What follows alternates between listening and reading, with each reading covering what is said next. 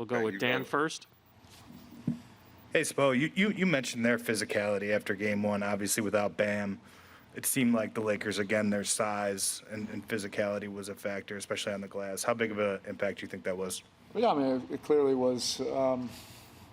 In those moments of truth, when we had opportunities, to get the game closer, it usually seemed to end up in some kind of offensive rebound or something near the basket. But this is the deal. And if you want something badly enough, you'll figure out how to overcome it.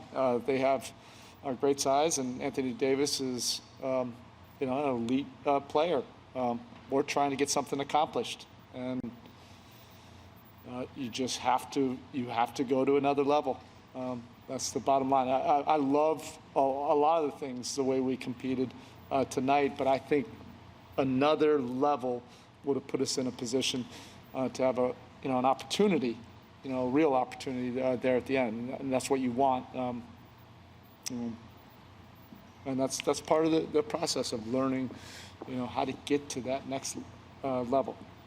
So we got some time tomorrow to review it, own it, and get better. Next question, Tab Deportes. Hi, Coach.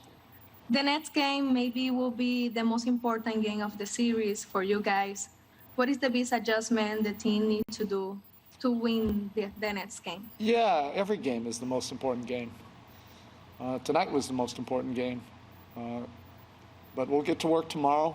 I need to look at the film. We need to get together as a team and come up with a plan, for Game 3. Thank you. All right, next question, Mark Schwartz. Erik, two things. One, what does another level look like right now with Bam and Goran on the sideline? And two, what is it about your group, to watch Udonis talk to them in the third quarter? You can see the passion and the resiliency in that guy's veins. Yeah. What is it about your group that can overcome what the world thinks is an impossible mountain? We don't give a shit what everybody else thinks. Whatever, your first question, how did you phrase it? What will it take? Whatever is necessary. It's as simple as that. If you want something badly enough, you'll figure it out. And our group is extremely stubborn, persistent, and we just need to figure out, how to overcome this opponent, and that we respect the quality, high quality of opponent that we're playing. You got to figure it out and overcome it. Malika? So you said after last game that you just didn't think it was a good example of Heat basketball. Tonight, where does that fall on the line between Heat basketball and very far away from Heat basketball? Malika, I'm not necessarily going to grade it. I mean, certainly it was a much better competitive disposition. Our guys brought it. And look, if it ends up being whatever it was, 10, 12-point game, then we need to make up 10, 12 points to overcome that, 13, 14 points to make sure we get the win. That's what we'll get to work on. But look, I love these guys. I love the way we compete. We have to figure out how to overcome this and get over the top. Tim Reynolds in the back.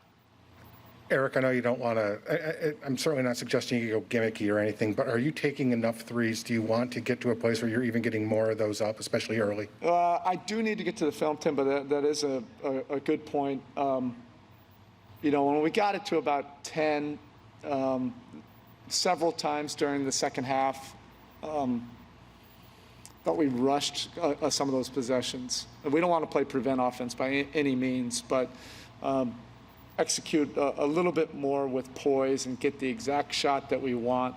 And oftentimes that shot probably would have been, some kind of three, but it takes a little bit more patience and poise and intentionality to be able to generate a few more looks. Yeah, I think I would have liked a few more looks, but we had, opportunities at the free throw line, opportunities in the paint. It was just some of those rushed opportunities when we had opportunity to get that thing to 10, see if you can get that to 4. Next question, Anthony Chang. Obviously, with Goran and Bam out, so much fell on Jimmy's shoulders. Played 45 minutes, career high in assists for the playoffs. What did you think about his performance, especially offensively? I love Jimmy. You know, and what we're all learning as a group, you lay it all out there. He is a supreme competitor. You can't define him by any analytic or typical viewpoint of how to play the game of basketball, because he's going to compete and he's going to find different ways to compete to put your team in a position to win. And it was 45 minutes of everything he had and career high in assists, and he's going to have to get to another level. That's the deal, and he loves that type of challenge, and we have 48 hours to figure that out. I know it's less about schematics, but after playing zone so sparingly in game one, what went into the decision to use it so heavily tonight? Was it just personnel that was available and knowing guys are going to have to play A big? little bit of everything. Yeah, some of it's personnel, some of it, it was a different look, for our defense. But we didn't finish a lot of those plays. So I don't think it really would have mattered, man or zone. There was, probably 8-10 of those possessions where we just did not finish it with that next level of commitment, which has to, this opponent is going to require us to go there. And the last question for Coach Spoelstra, Jarrett Weiss. Tyler and Kelly had to step into much bigger roles tonight with the injuries. How do you feel like that went? Hey, they're a big part of who we are, regardless. I mean, KO got obviously a lot more minutes, but Tyler has been this guy for several weeks.